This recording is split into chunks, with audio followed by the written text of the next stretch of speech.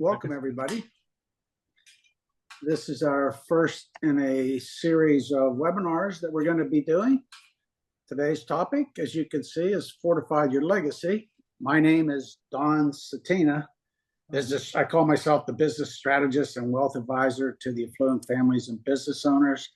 Also with us today is Chris Cannon, who is managing partner of RetireRight Financial Planning, and Keith Trafficant, CFP professional wealth manager. I call also is Mark Christie, who is our keynote speaker today.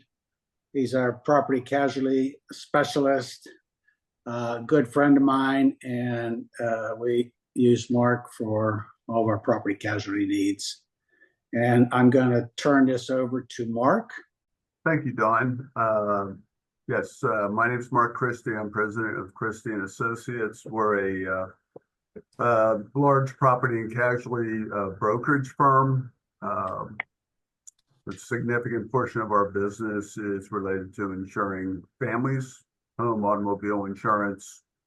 We represent about 25 different insurance companies, some of which specialize in affluent families or higher net worth individuals. Joining us also today is Terry Todd. I think she's out there someplace, my associate. She runs our personal insurance department. And my partner, my son, Kyle, I believe, is going to join as well. So what we wanted to do today was to basically tie together the services of your wealth manager, Dawn and Chris, with other services that you get, your attorney, and also your insurance representative. And really just to give you an overview of the insurance needs of affluent families, of many families, but specifically for this conversation, affluent families.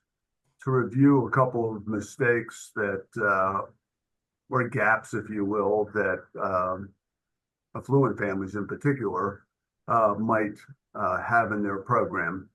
And then I think at the end, Dawn's going to kind of present what he calls a stress test for your risk management program. So I think you all have a workbook or have had access to this workbook, which kind of parallels the slideshow, the PowerPoint that we're going to go through.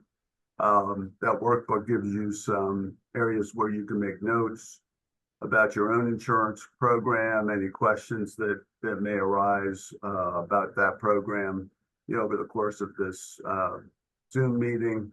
And you can send a chat message to Sharon, and we'll go through some questions a little bit later. So one of the concerns for affluent families, like all families, is protecting their assets. And that's really what this Zoom meeting is about. As people gain more wealth, they become increasingly worried about litigation, getting sued for various and sundry things. Sometimes that's because of an automobile accident. Could be other things as well. In this age of social media, that also presents certain liability exposures that we really didn't have before. A lot of people like to be active on social media, and sometimes the things they say on social media can result in liability situations. So, Mark, this is very apropos down here in Florida. You can see how when you get up to 10 million and above, how the litigation and getting sued concerns really dramatically rises. And when you ride down I-75 down the middle of Florida here, about every fourth billboard is an attorney saying, "Hey, call after you call 911, call 411 to call us if you're in an accident or something like that." So it's very much out there. Sure. And being in the insurance business, we've seen situations over the years where, because a customer appeared to have what they used to call deep pockets, they became a more attractive target for a claim situation, a liability claim situation. So we all try to live correctly, but things do happen, and occasionally you're required to use your insurance for those kinds of activities. So most of us have a basic insurance program that covers your home, your automobiles, your umbrella, and those are very, very common exposures. And for affluent families, there's some very, very good markets. Chubb, for example, who specializes in high net worth families, offers great products, very broad products in all three of these areas with oftentimes unique coverages that a lot of other carriers don't offer. But most of you probably have these three coverages. And on the next page, there's some special coverages that many of you have and or need. And these are things like fine arts, jewelry collections. Some of you have boats or jet skis. A few of you may have planes. Kidnap and ransom, a very significant exposure for high net worth people that travel outside the country. Cyber liability, as I talked about before, with social media these days, that presents a lot of exposures, and having a cyber liability policy can fill some of those gaps. Oftentimes, high net worth individuals participate in either corporate boards or charitable boards. Sometimes those organizations have their own directors and officers liability insurance. Maybe they don't have enough. Maybe they don't have any. So you can gain protection, personal protection of your assets by picking up that coverage. And again, oftentimes high net worth families have in-home help, whether it's lawn care, whether it's domestic service. There can be a whole kind of litany of different workers inside of a home that you want to make sure you have the proper protection for and from. That if they're injured in a home-related activity, you want to make sure there's insurance coverage to protect you and your assets. Yeah, that really hits home with me because of the couple nieces that have, people helping them out. And I always wondered about, what kind of coverage, additional coverage they should have because they're in their home all the time and they're not even there. So I can understand why it'd be such a concern for folks for that type of coverage. Well, and one of the difficult parts about that, Dawn, is that oftentimes these become your friends. So you sometimes let your guard down, not thinking that, they may steal from you. Or they're a friend, if they get hurt, they're not going to sue you. And oftentimes that's correct, but occasionally those things happen. And when they do happen, you want to make sure that you know what the risks are, that you protect yourself for those risks, whether you're self-insuring that or whether you're buying insurance, just so that you're aware that you're not caught off guard when a claim like that happens, that you have the proper protection that you expected. So in your workbook, there's a place for you to take notes about questions that come to mind that you may want to follow up later. So I would recommend that you maybe open to that page and at any point during the presentation, feel free to take some notes down about things that might have perked your interest during our conversation here.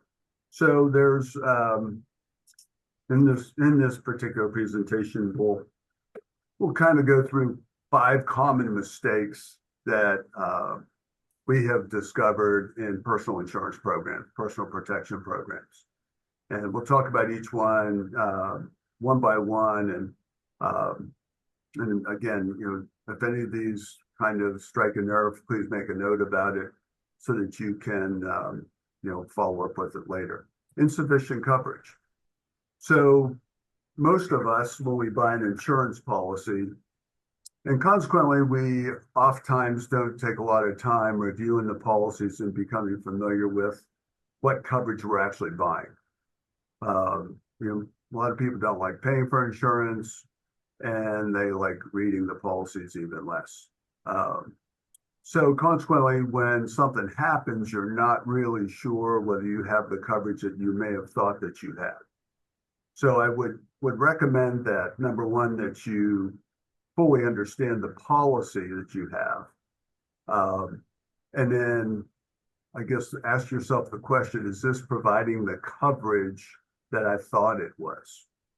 It's hard to anticipate every kind of a claim that's going to happen. But truth is, most of the particularly property claims happen over and over and over again. And they haven't happened to you, they've happened to your friends or neighbors or family members. And if that happens, sometimes I'd suggest that you go back to your policy and just check and see, okay, well, do I have flood insurance, or do I have some of these things that affected somebody else that I thought I had, but maybe I really never checked. So on the bottom part of this page, you'll see look out for actual cash value versus full replacement cost. Almost all homeowners policies these days are replacement costs, which is a good thing. That means that if your home's damaged by a covered loss, when it's repaired, it's the cost of the repair less your deductible. It is possible to still purchase actual cash value policies. That's basically like a depreciated value policy, requires a lower limit of coverage, but you also get a lower claim payout. That's less common today than it was so many years ago, but you certainly want to have full replacement cost coverage on your home and your belongings anytime it's possible. What about the Mark? What about the undervaluation of the rebuild when, like down in Fort Myers here, right. a couple of years ago? So the houses were priced. I mean, the coverage was $150 a square foot in their policy, but it cost $350 to actually rebuild the house. Yeah. So a common mistake is people assume that the market value of a property is the same as the cost to rebuild it. So they're two different values. So when you're purchasing your insurance, the insurance company's estimating what they think it would cost to rebuild your 5,000 square foot home, or whatever it is. And they can do that based on construction cost estimates for that particular area of the country. Another part of that, so that differentiates from what you may or may not be able to sell your house from. They're not necessarily the same numbers.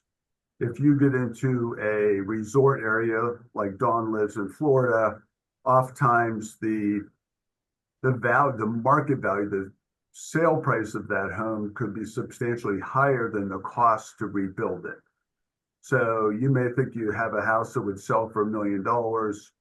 A builder could come in and maybe build that house for $750,000 or whatever the number is. So they're not the same market value versus reconstruction cost. And then the other thing that we talked about, Dawn, as well, is the way the claims payment are made. I think something that's confusing for individuals is when you have a claim and then you have a replacement cost policy, the insurance company will pay you the actual cash value of the claim until such time as the damage has been fully restored, and then they'll pay you the balance of that claim. So it's often confusing to people. They'll have a $10,000 water loss at their house, and they get a check for $5,000 from the insurance company right off the bat. Well, they're going to send you the rest of that money when you complete that repair project. Mark, that was the exact same thing happened when in 2017 we had to have our roof replaced here in Florida. Got half done, waited until it was done, and then they gave us the final check. Yep. And the reason for that is the company wants you to repair your property so that it's in the best condition to not sustain further damage. In the past, people would take that claim check and they do whatever they do with the money. Maybe their roof wasn't leaking or whatever the claim was that that occurred they didn't really have a big desire to fix it. But when that condition existed in that property, then it was more susceptible to damage in the future, and that would present a claim problem for the insurance company. So there's a little case study in this particular case. This just goes back to like a roof loss, and in this particular case, if they had full replacement cost coverage, there would be no depreciation for their loss other than their deductible. So I think the key thought here is just recognizing that your policy is on a replacement cost basis, and knowing what your deductible is. And that actually, this would be a good point to introduce an idea of using deductibles as a cost containment item. So a lot of times, affluent families or high net worth families can afford to self-insure, if you will, or carry a higher deductible. And you might want to do that because you're not going to turn in a claim anyways, and it is a way to reduce premiums.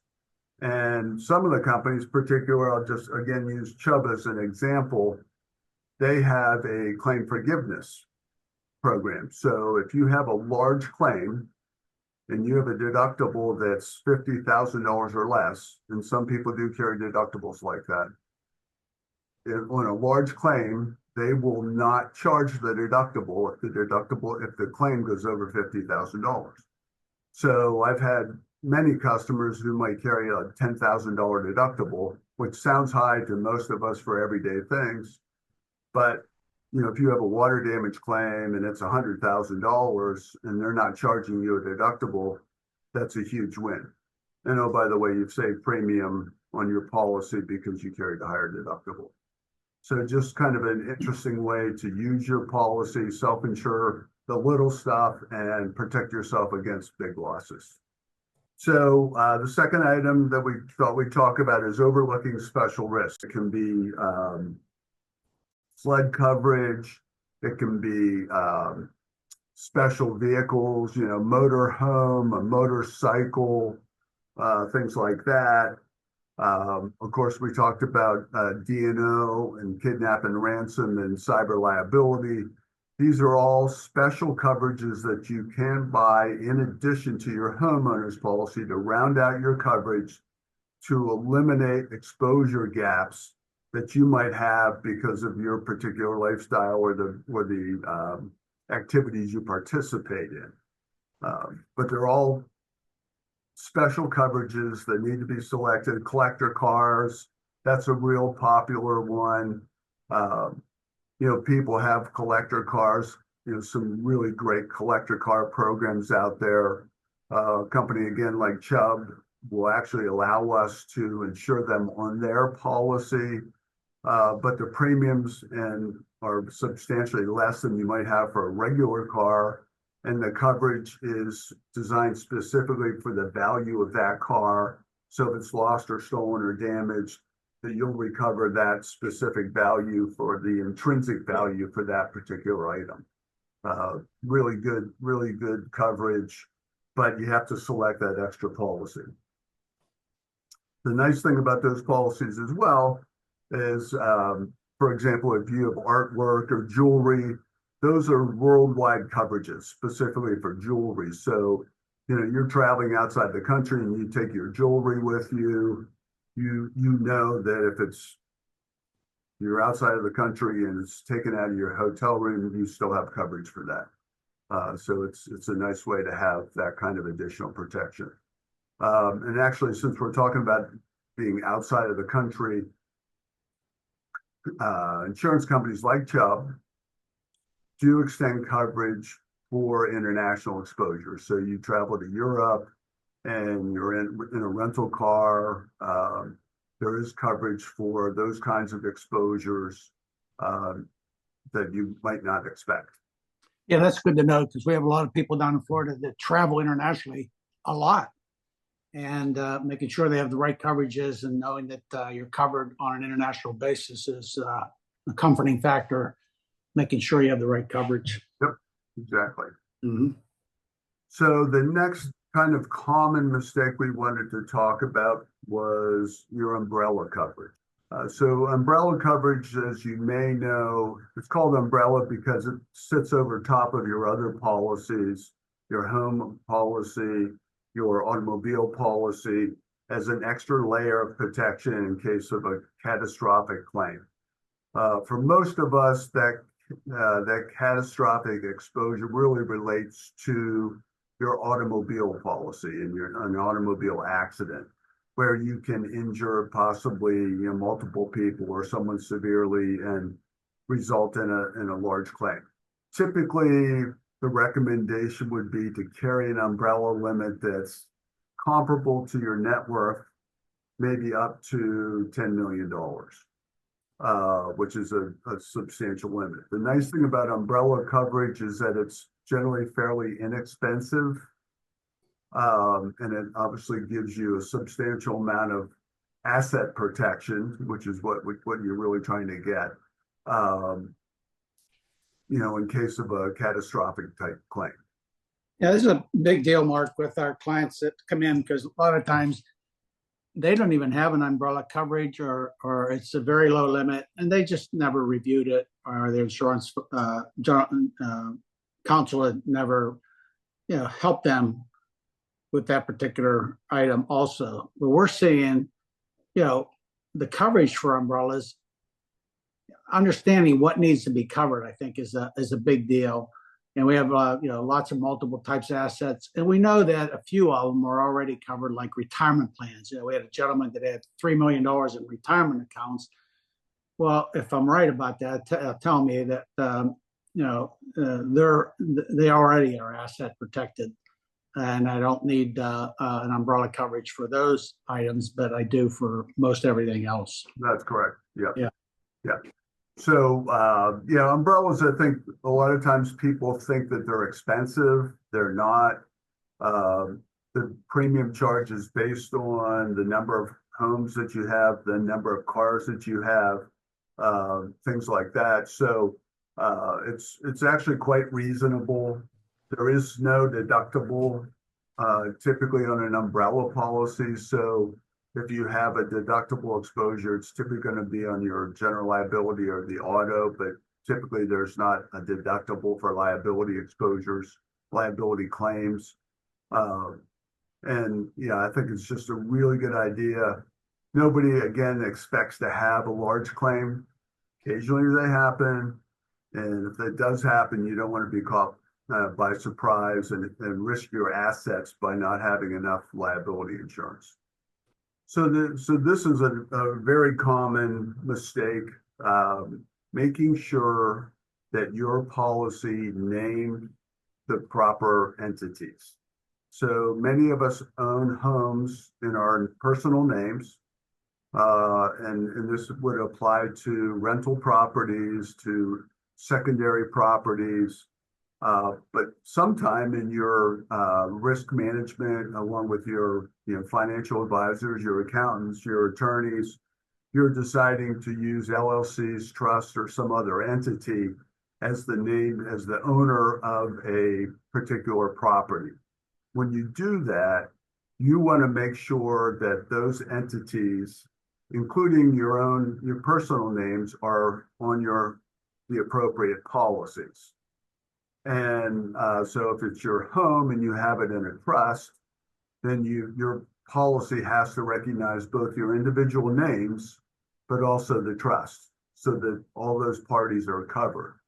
Now, frequently when you get into secondary locations or rental properties, frequently those have different ownership, whether it's an LLC, a trust, that you may own 100%, but the legal deed of that legal title of that property is in a different name.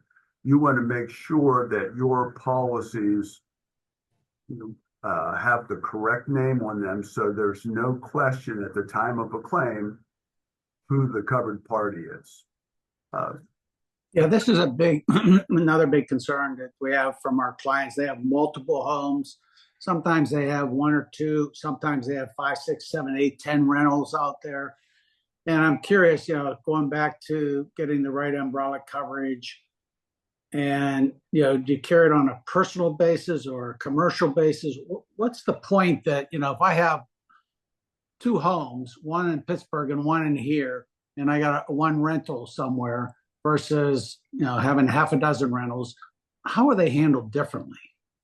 So again, every insurance company has the ability to recognize those exposures differently.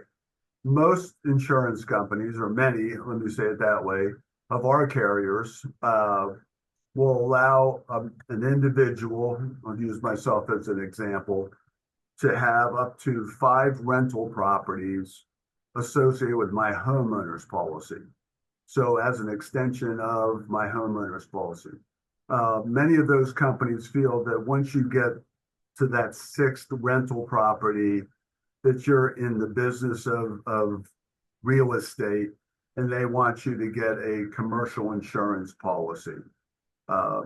So again, it just really depends on the insurance company that we're working with. What we typically do when we're working with a customer like that is we identify, we look at all the different options with different companies, and if a company offers a personal insurance approach, we can rate it up on that. And if a different company offers a commercial insurance approach, we can rate it up on that, and then decide with the customer what the best solution is for them.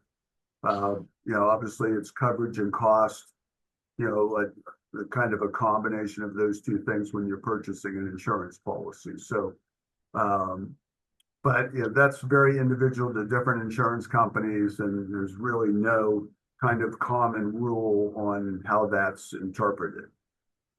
And then next slide, it really points out that mismatch that, I've seen it over and over again, where you go to an attorney and he does all the proper work and getting the proper entity in there, and then he never relays that to like somebody like yourself or the advisor. Am I right on that? I mean, absolutely. Yep. And actually, we have a lot of business owners who own their business in one name, and they may own the building in a different LLC or a family limited partnership or a trust. And so so even though they own both of those entities, it's incumbent upon us to know that both of those names need to be on that insurance policy. So at the time of a claim, the proper payments made to the proper legal entity, and there's no question on whether there's coverage or not. So lack of coordination among professionals. So this is really the service that Dawn is trying to put together with this program to coordinate insurance along with your attorney, your accountant, your financial planners, to get a complete package so that they eliminate exposure to you from lack of coordination. And as Dawn just said, it's not unusual for us to find out that a customer has put a property in a different legal entity. We originally wrote a policy under Tom and Mary, and then along with their other professional advisors, they decided that Tom and Mary's LLC was a better legal place to put it because it protected their other assets. And the policy was never adjusted for Tom and Mary LLC, and a claim happens, and the insurance company's going like, well, Tom and Mary LLC is not covered. So what we're really trying to do here is to coordinate your wealth program, your insurance program, your legal program, so that to reduce gap exposure for yourself and protecting your assets. Yeah, I think a good way to think about that is we really want to remove the liability from the individual family. And that's very important. This is a component now that we're using on a daily basis now. We've never used it that much in the past, but it just hasn't been out there, so to speak. And we're really dependent on folks like yourself to help us work through this and coordinate it with all advisors within our group to make sure the coverage among professionals is exactly where it needs to be. It's just a lot of detail, but the devil's always in the details. Right. And you're helping me with the same, in terms of, managing my assets along with my accountant and with my attorneys so that I've positioned myself properly, both my risk management, my personal risk management, but also my financial risk management. Yes. So it's really something that takes a lot of coordination, particularly as you become more affluent because you have more assets to protect, whether it's financial assets or whether it's insurance, related assets. So that, I think, brings us to the end of basically the 5 common mistake areas. The next section, Don, is about stress testing, and that's yours. Okay. Stress testing, 1 year ago, I did a stress test, a medical stress test, and I failed that stress test. And it was a crucial step, for risk identification and for corrective measurements. And it's no different than what we're talking about today. It's just a financial stress test, especially an insurance stress test, that really systematically evaluates your current strategies, by simulating various scenarios to confirm whether your coverage will likely give you the right outcomes or not. It also pinpoints the risk, and it will help identify things like overlooked risk and title mismatches that we just talked about. And it's stress testing is a favorite strategy among the very wealthy and family office folks. Our data shows that 80% of family offices have already conducted stress tests to evaluate their strategy's effectiveness. It makes sense. This underscores how proactive high net worth individuals are to regularly undertake, strengthening their legacy and safeguarding their wealth in what they're doing here. The slide that you see now it's fairly simple, really.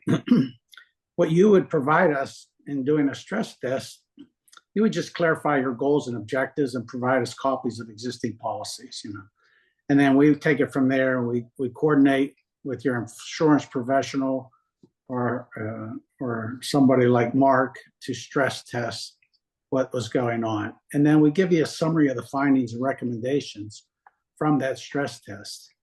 And so this introduces our method of how we go about doing stress testing.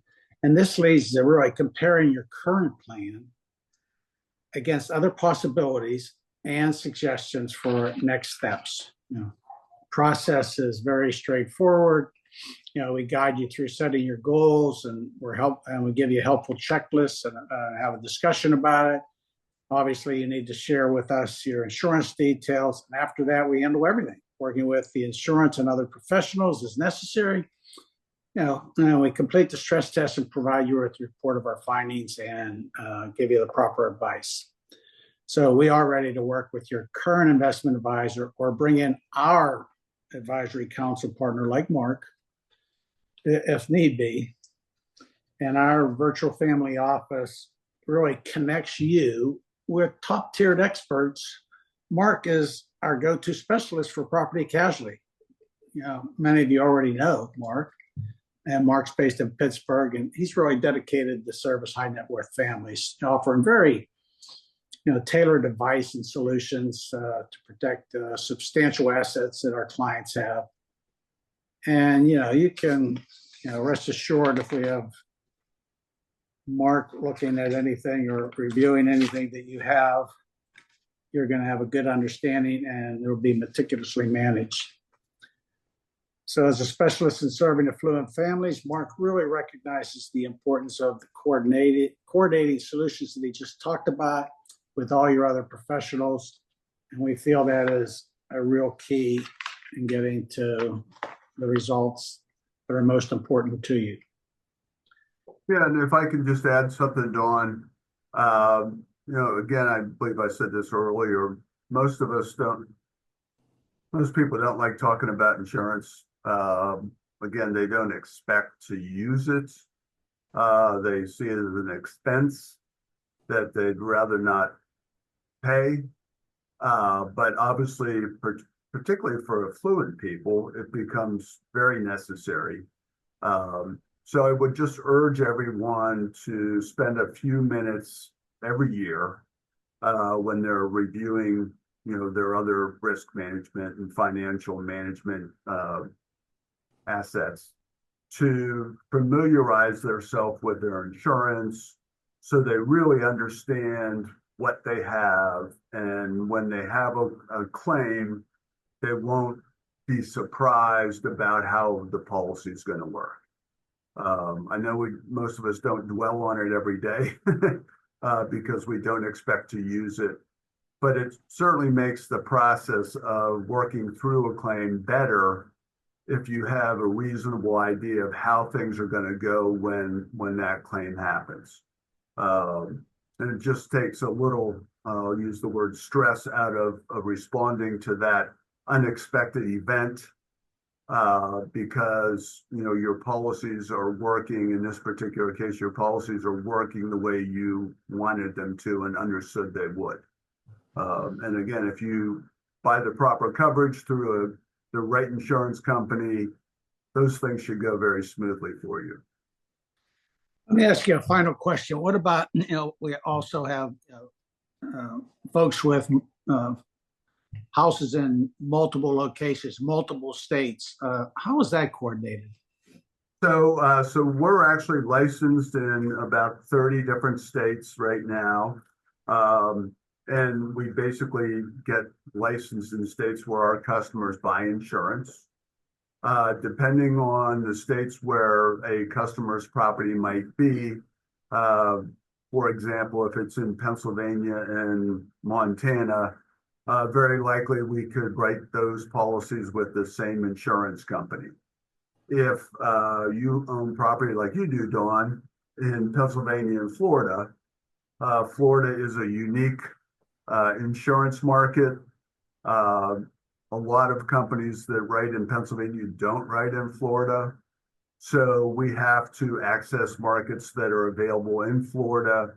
And we either work directly with insurance companies or we work with associates in Florida that help us place local coverage down there that's available, for consumers. So obviously, particularly the coastal properties pretty much around the country present interesting and unique insurance exposures. So there's different insurance companies that write those things, and typically they're not the companies that you're writing your Pittsburgh home and cars with because of the unique climate, exposures that exist in those areas. Yeah. That's great. Thanks so much, Mark, for helping us today and understanding property casualty. Appreciate the opportunity. Be happy to help anyone who has an interest in going in that direction. Yep. So you can see the next steps on the slide there. The recap is really in 5 different areas. Insufficient coverage limits is always important. Overlooking specialized risks, as Mark talked about. Ignoring the liability risk, especially the mismatch of named insureds and asset titles, and the lack of coordination among professionals. We want you to complete a stress test if we haven't already to identify, whether your existing policies will provide the right desired level of protection. And you can get started with our property casualty stress test checklist. And I believe that's a wrap. Chris? I want to say thank you, Mark. I appreciate it. You've been a wonderful asset to our clients. I use Mark for insurance. I've had a lot of clients, even when it's totaled a car and no questions asked, they just hand him a check and he goes out and buys another car. It makes life really easy. But don't take the ostrich approach. Pay attention. Make sure you have the appropriate coverages. Coordinate, as Mark mentioned, your deductibles to manage costs a little bit better. But it's very important. You guys, everyone worked hard for their assets. You've been successful. Don't let some minor mishap slip up and cause an issue there. Okay, thanks so much. Thanks, everybody. Appreciate your time. All the best.